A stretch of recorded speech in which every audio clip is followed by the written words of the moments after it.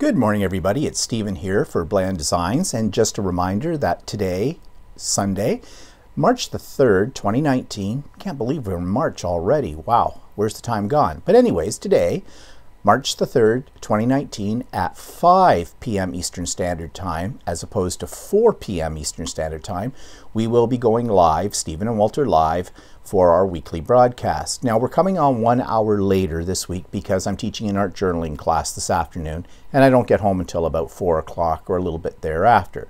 So we'll be on at 5, and we have a lot of things to talk about today, besides our usual updates about my mother, what's coming up on my vlog. Want to talk about today's art journaling class because I think this one's going to be a lot of fun today because we're doing altered objects. And I want to talk about some things that have been going on in the news this week up here.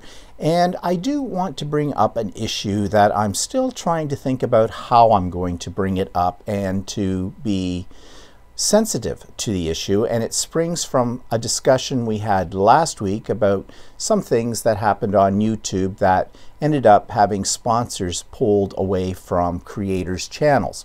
I got an interesting comment this week, and I want to discuss that with everybody today.